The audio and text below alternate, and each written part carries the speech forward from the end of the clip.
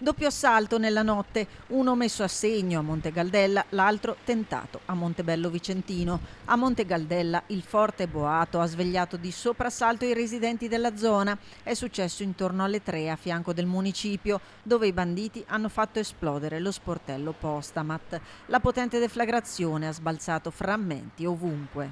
Con un grande scoppio che ha svegliato tutto il paese.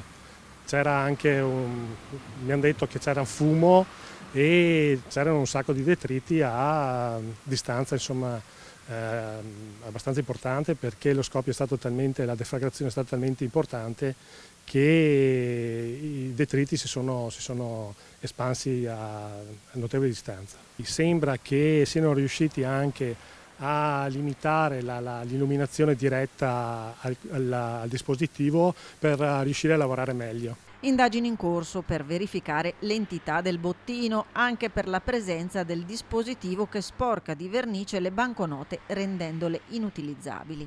Al vaglio anche le telecamere del municipio e delle strade cittadine per ricostruire dinamiche e risalire ai malviventi. Noi facciamo parte di un circuito e abbiamo i targa system e le telecamere in ogni punto del paese e anche qui nella sede comunale puntate proprio sul bancomat.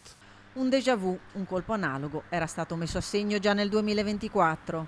Questo è il secondo in un periodo di un anno e mezzo e questo è l'ennesimo duro colpo che dobbiamo incassare. Purtroppo siamo bersagliati anche di ladri in abitazione, abbiamo ricevuto molte segnalazioni, anche di tentativi, e siamo molto dispiaciuti e i cittadini sono molto preoccupati.